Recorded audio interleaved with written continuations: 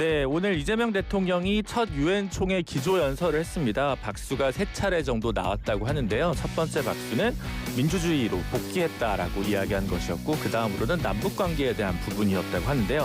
향후 앞으로 END라고 하는 교류, 관계 정상화, 비핵화 모두의 이재명식 해법이 남북관계에 어떤 진전을 가져다 줄 수 있을지 짚어보도록 하겠습니다. 이화여대 북한학과 박원권 교수 연결합니다. 교수님 안녕하세요. 네, 안녕하세요. 네, 처음 인사드리겠습니다. 네, 그 END라고 하는 새로운 해법을 이재명 대통령이 제시를 했는데 이제 그 전반적으로 이 유엔 총회 기조연설을 먼저 총평을 해주신다면 어떤 느낌으로 좀 보셨습니까? 민주주의 회복을 전면에 내세웠다라는 것은 국내 정치적 의제를 국제 무대와 접목시키려는 그런 의도를 읽히고요. 네. 국제사회가 경험하고 있습니다만 최근 몇 년간 권위주의 체제가 확산하고 민주주의가 후퇴하는 그런 심각한 문제가 보이지 않습니까? 네. 그래서 한국이 민주주의와 인권 법치를 다시 중심 가치로 천명한 것은 그런 국제 규범과 발을 맞춘 것이다. 이제 그런 것을 선포했다라고 판단이 됩니다. 네, 그 END라고 하는 새로운 해법을 제시를 했는데 이게 정말 내용이 있는지 구체적 구상이나 해법이 동반되는 건지 분석이 좀 필요할 것 같은데요. 이 제안에 대해서는 어떻게 보셨습니까? 글쎄, 이거는 좀 더 설명이 필요할 것 같긴 합니다. 우리 위성락 국가안보 실장이 여기에 대해 설명을 하긴 했는데 네. 일단 END라는 게 E는 영어로 exchange 교류를 얘기하는 거고 N이라는 것은 이제 관계 정상화, 영어로 normalization을 얘기하는 거고 D는 그 dismantlement라 해갖고 이제 비핵화를 얘기를 하는 이제 세 가지 그거를 얘기를 하고 있는데요. denuclearization이죠. 네. 근데 이게 세 개가 하나의 흐름에서 이루어지는 것이냐 아니냐. 그러니까 쉽게 말씀드리면 앞뒤 순서가 있느냐 없느냐. 단계론이냐 아니냐. 네. 예, 그게 논란이 되고 있는데 위성락 실장은 이것이 하나의 과정으로서 우선순위나 선후 관계가 있는 것은 아니다라고 얘기를 하긴 합니다. 네. 근데 더불어서 문제가 위 실장이 또 얘기한 걸 보면 2018년 북미 간의 싱가포르 공동성명에서 강조된 원칙들을 반영했다 얘기를 하는데 기억들 하시는 분 계시겠지만 그 당시에 세 원칙이 있었죠. 첫 번째가 미북 관계 개선이었고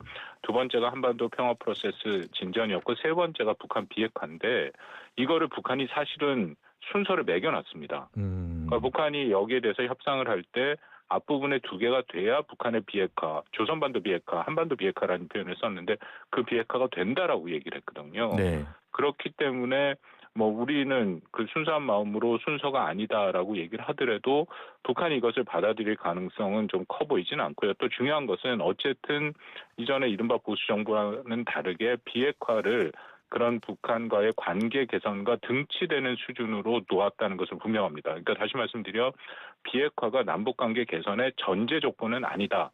이제 그것을 분명히 했다라고는 판단이 됩니다. 아, 네. 그러면 그 흔히 얘기하는 동결 감축 폐기라고 하는 단계론이 있었잖아요. 네. 그럼 그것과 이 END 간에는 별로 결부되지 않고 좀 다르게 봐야 되는 부분이 있는 건가요?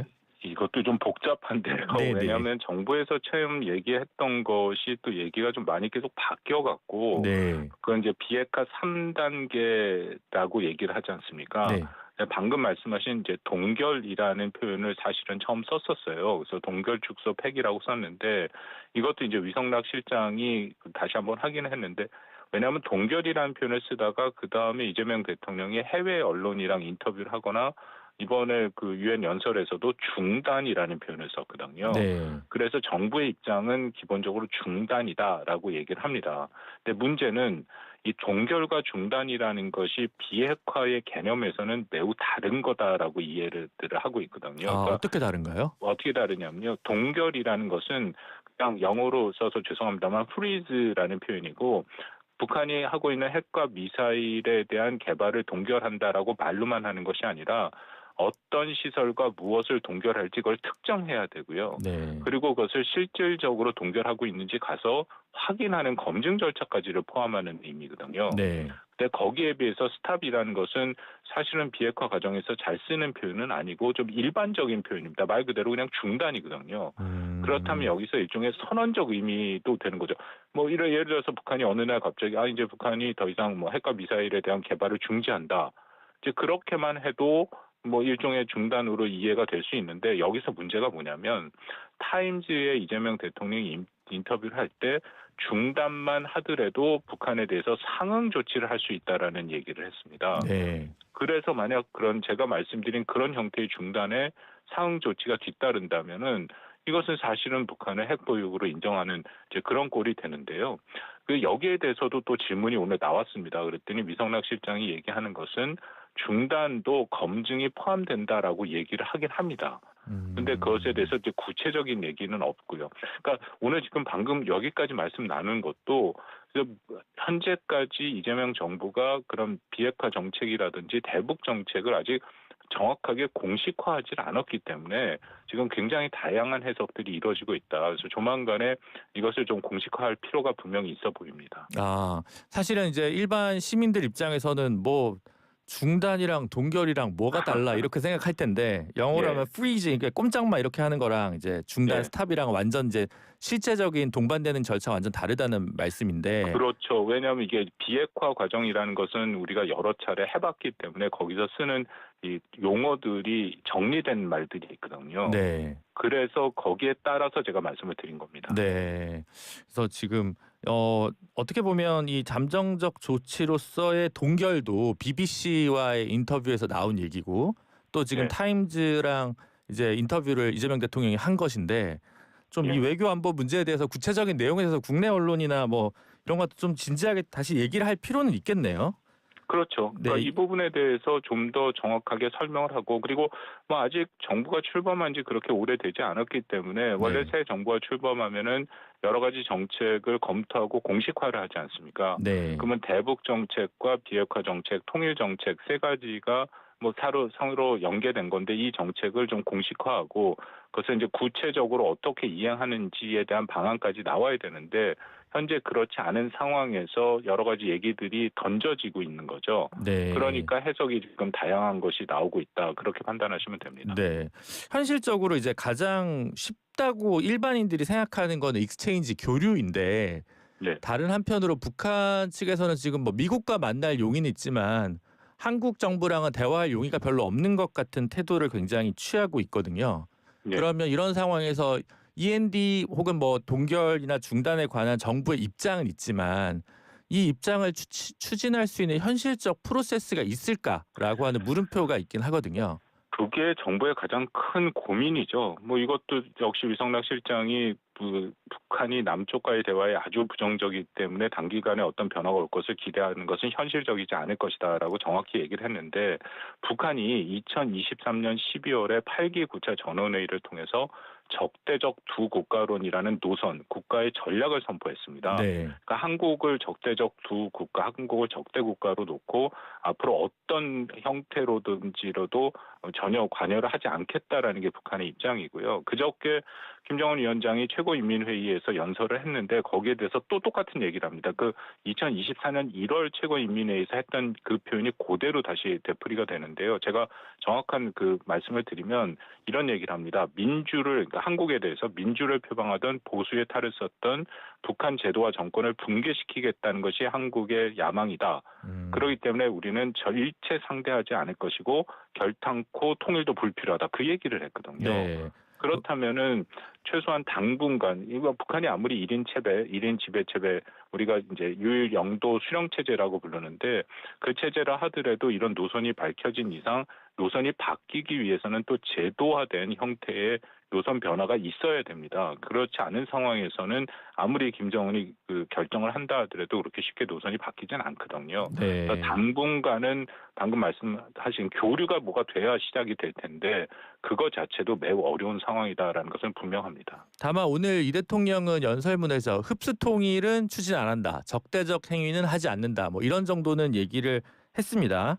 근데 네. 이제 요거를 넘어서는 게 쉽지는 않은데 그렇다면 지금 이제 유엔 기조연설은 이제 가입 국가들이 다 돌아가면서 하니까 북한도 지금 김선경 외무부 부장인가요? 파견된 연설을 할 예정으로 돼 있는데 북한의 이제 반응 혹시 연설에서 어떤 부분에 저희가 주목을 해야 될까요? 글쎄 뭐 한국에 대해서 얘기를 다시 꺼낼지는 좀 두고 봐야 되겠습니다. 북한은 비핵화라는 표현 자체에 굉장히 민감하게 반응을 하기 때문에 어쨌든 이재명 대통령의 이번 연설에 비핵화가 들어갔기 때문에 네. 거기에 대해서 문제 제기를 했고요. 한국으로 좁혀서 말씀을 드리면 그 김정은의 최고인민회의 연설에서 사실은 한국에 요구하는 것들이 나오긴 했습니다. 근데 그 요구가 우리가 수용할 수 없는 요구였죠. 세 가지를 얘기했는데 하나는 모든 종류의 연합훈련을 다 중단해라는 것이고요. 두 번째는 자신들도 적대적 두 국가를 선포했기 때문에 한국의 헌법 3조에 있는 대한민국의 영토는 한국 그 한반도와 그 부속도로서로 한다라는 그 내용 자체 우리가 헌법을 개정해라라는 것을 요구했고 세 네. 번째가 뭐 두 번째도 마찬가지입니다만 우리가 받을 수 없는 것처럼 이런 얘기를 합니다. 북한은 정치 국방을 외세에 맡긴 나라와 통일할 생각이 없다. 이 의미는 결국 주한미군 철수하고 동맹을 해체하라는 얘기거든요. 네. 그러니까 이런 조건들은 어차피 우리가 받을 수 없다. 근데 김성경 외무성 부상이 와서 얘기를 한다라고 알려져 있는데 아마도 한국 얘기는 굉장히 좀 제한되고 그리고 미국에 대한 얘기가 좀 나오지 않을까. 그거보다는 더 큰 틀에서 김정은이 계속 얘기하는 그 다자주의, 그러니까 이게 미국의 일방주의를 좀 비판하는 얘기들인데 아마 그런 얘기들을 좀 중심으로 되지 않을까 싶기도 합니다. 네. 그리고 더불어서 자신들이 핵을 왜 가져야 되는지에 대한 정당성, 그건 매번 유엔에서 기회가 있을 때마다 하던 얘기니까 네. 그 얘기를 또 하겠죠. 그런 부분이 있겠네요. 예. 오늘 트럼프 대통령은 본인이 뭐 태국, 캄보디아부터 해서 뭐 7개 국가의 전쟁을 종식시켰다 막 이러면서 자기 자랑을 막 했는데 북한 얘기를 네. 특별히 언급은 안 한 것으로 보입니다. 그래서 이런 상황에서 또 한편에서는 에이펙 때 이제 트럼프 대통령이 한국에 방문하는데 이때 혹시 판문점 가는 거 아니야? 이런 이제 섣부른 예측도 있는데 결국 네. 한국에서 이 게임 체인저가 되기 어렵다고 한다면 트럼프 정부에서 뭔가 이 변화를 또 촉진할 매개나 이런 징후를 읽을 수 없는 건가요? 오늘 연설문에 아예 안 나오다 보니까 앞으로의 행보를 예상할 수 없는 건지 아니면 전문가분들도 트럼프 대통령의 어떤 외교 정책은 애초에 예측 불허라고 보시는 건지 이런 게 좀 궁금합니다. 아니 뭐 미국과 북한 사이에는 저는 이미 협상이 시작됐다고 생각을 합니다. 네. 그러니까 서로 간의 주도권 다툼과 의제를 놓고 얘기를 하고 있는 것이죠. 트럼프 대통령이 굉장히 꾸준하게 북한의 김정은에 대해서 세 가지를 얘기하는데 관계가 좋았고 내가 대통령을 되는 것이 김정은이 반가워할 거고 그리고 우리는 만날 것이다. 근데 거기에 어떤 조건을 달거나 북한이 원하는 뭐 비핵화 협상이 아닌 핵군축 협상 그런 얘기가 아무것도 없어요. 네. 근데 이번에 최고인민회의 연설을 통해서 김정은은 트럼프를 만나겠다라고 사실상은 얘기했습니다. 이런 표현이 나왔죠. 나는 아직도 개인적으로 현 미국 대통령 트럼프에 대한 좋은 추억을 가지고 있다. 이거는 결국 만나겠다는 얘기거든요. 근데 대신 비핵화 집념을 빼버리고 새로운 사고를 하라는 이제 그런 표현들이 나옵니다. 네. 그럼 이건 어떻게 보면은 의제에 대해서 미국과 북한이 서로 다르고 이 협상에서 주도권을 누가 쥐느냐인데 현재 상황에서는 공을 김정은이 트럼프 쪽으로 쳐서 보낸 형태거든요. 네. 그러면 여기에 대해서는 또 미국이 나름대로 트럼프가 생각을 하고 거기에 대한 답변이 필요한 상황이기 때문에 아마도 이번 유엔 연설에서는 그런 얘기가 없었고요. 그리고 또 하나는 현재 미국에서 이 북한 이슈가 그만큼 우선순위에 있지는 않습니다. 그래서 오늘 나온 방금 말씀하신 뭐 7가지 전쟁에 대해서는 여러 가지 얘기 있고 자기 PR이 굉장히 강했지만 아직 북한에 대해서는 그만큼의 비중을 두고 있지는 않은 거죠. 한 라인은 가동되고 있을 것으로 합리적 추정이 가능하지만 일단은 우크라이나 러시아 문제나 팔레스타인 가자 이스라엘 문제가 조금 더 우선순위에 있어서 조금 우선순위 뒤에 있을 거라고 교수님은 보시는 거죠? 그렇죠. 그리고 또 하나 중요한 것은 러시아 우크라이나 전쟁이 일정 수준 정리가 돼야 아마 그 트럼프가 본격적으로 북한과의 협상에 나설 가능성이 있습니다. 왜냐하면은 러우 전쟁에 북한이 사실상 지금 개입이 돼 있는 상태지 않습니까? 그렇죠. 그리고 트럼프 대통령이 뭐 자신의 대선 때부터 계속해서 러우 전쟁을 한 달 만에 끝내겠다, 뭐 하루 만에 끝내겠다, 뭐 그런 얘기를 계속했기 때문에 네. 이것이 본인의 대외 정책에 굉장히 우선순위에 있고 이번에도 젤렌스키 대통령을 만나서 이전과는 굉장히 다르게 러시아를 압박했거든요.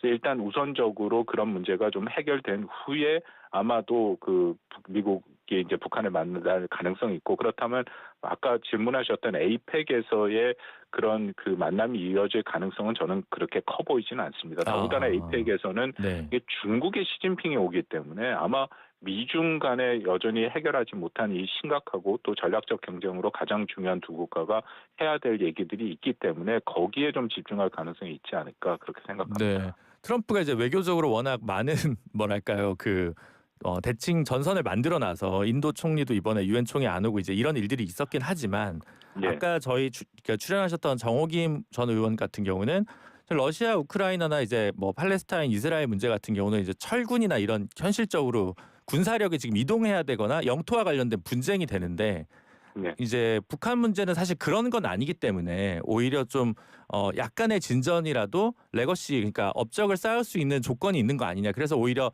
여기서 뭔가 조금 더 성과를 내서 노벨 평화상으로 가려고 하지 않을까 이런 추측을 하시던데 이건 어떻게 생각하시나요? 글쎄 뭐 그 가능성도 배제할 수 없는데 이번 유엔 연설을 보면 이미 트럼프 대통령은 자기가 7개의 그런 전쟁을 중단시켰다라고 얘기를 하니까 거기서 어떤 형태로든지 노벨상을 받아내려고 할 것 같고요. 아, 네. 그리고 이 북한 문제는 네. 저는 조금 생각이 다른 게 트럼프 대통령은 사업가 더군다나 부동산 업자 출신입니다. 네. 그렇다면 자기가 손해보는 것은 전혀 하지 않거든요. 네. 그러면 북한과의 협상에서도 손해보지 않는 미 본토에 대한 위협을 막는 그 정도의 합의가 이루어져야 합의를 할 가능성이 있습니다. 근데 그거는 또 북한의 김정은 입장에서는 받기가 굉장히 어려운 얘기를 하고 있는 거거든요. 그래서 아마 제 조심스러운 판단에 따르면 협상은 시작이 되지만 합의까지 도출하기는 그렇게 쉬워 보이진 않습니다. 네, 그렇게 보신다.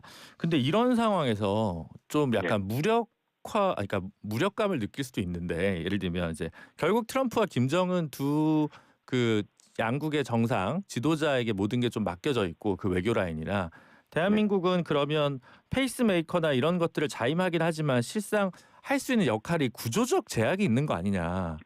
그래서 결국은 아무리 노력을 하더라도 큰 성과가 없었던 문재인 정부의 시즌2가 되면 어떡하나 이런 우려들이 있거든요. 그러면 이럴 때 외교 안보 라인에서는 어떤 접근을 하는 것이 좀 바람직할 거라고 교수님께서는 생각하십니까? 그런 상황을 막도록 해야죠. 아주 명백하게 북한은 한국을 그런 배제하겠다라는 입장이 있고 트럼프 행정부도 사실 한국뿐만 아니라 모든 동맹국가 우방국을 패싱하고 있습니다. 네. 그렇기 때문에 그런 상황을 안 만들도록 노력을 해야 되는데 거기에 따라서는 우리 정부가 현재 두 가지를 빨리 해야 된다. 두 가지. 첫 번째는 우리가 아까 잠깐 말씀드린 것처럼 이재명 정부가 대북 정책, 통일 정책, 비핵화 정책을 아직 공식화하지 않았습니다. 네. 그래서 사실은 정부 내에서도 다른 목소리가 나오고 있거든요. 이제 그런 것들을 빨리 정리를 해서 공식적인 정책을 만들어야 되고 두 번째 이거보다 더 중요한 것은 특히 비핵화 같은 경우에는 너무나도 안타깝게 우리가 당사자임에도 불구하고 북한과 직접 협상을 못하고 있고 미국이 협상을 하지 않습니까? 그렇다면 3단계의 어떤 비핵화 단계론이라든지 그런 것도 미국과 협의를 해야죠. 네. 그래서 미국이 북한과 협상을 할 때 우리의 입장을 다 반영할 수 있도록 그렇게 해야 되는 노력이 경주돼야 되는데 지금까지 그런 모습들이 적극적으로 나타나지는 않습니다. 그러니까 빨리 미국과 함께 우리가 정책을 공조해서 만드는 것이 한국이 나중에 미국 간의 협상이 있을 때 그 우리의 입장을 반영하고 거기서 우리가 움직일 공간을 만들어서 남북 관계의 개선에 뭔가 그 하나의 단초를 만들 수 있는 그런 것이다라고 생각합니다. 네. 그 한편으로 그 이제 평화의 시기에는 한미 군사 연합 훈련의 어떤 수준과 규모를 좀 줄여왔던 역사가 있지 않습니까? 근데 이제 내년도 예산안은 지금 역대 최대 이제 국방 예산안이 이제 제출되고 있는 상황이어서 북한에서는 뭐 이에 반발하고 있다 이런 보도도 있었는데 그렇다면 이런 그 한미일 혹은 한미 간의 군사 훈련, 군사 협력 체계에 대해서 조금 긴장을 낮추기 위한 어떤 결단이 필요할까요?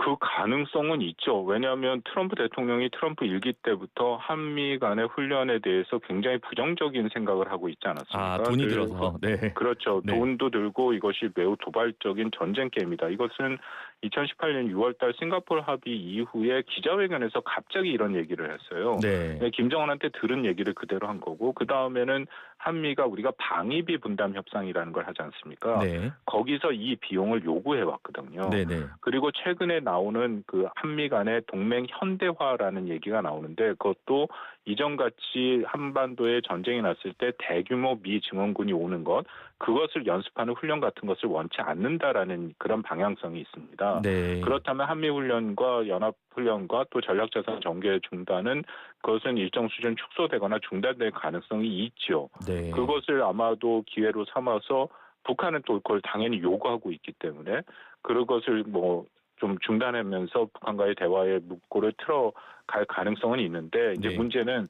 그 과정에서 우리의 안보가 건드려지면 안 되는 거고 특히 뭐 이전 정부부터 시작했던 미국이 한국한테 제공해주고 있는 확장 억제 우리가 독자적인 핵 방어 능력이 있는 것은 아니지 않습니까? 네. 그러니까 그 부분은 건드려지지 않도록 오히려 그 부분은 더욱 강화하는 그런 노력이 더 필요하겠죠. 아, 네, 알겠습니다. 오늘 이렇게 너무 친절하게 많은 쟁점들을 분석해 주셔서 너무 감사드리고요. 다음에 언제 기회가 되면 네. 스튜디오에서 좀 뵙도록 하겠습니다. 알겠습니다. 네, 예, 교수님 감사합니다. 예, 감사합니다. 네, 예. 지금까지 박원권 이화여대 북한학과 교수였습니다.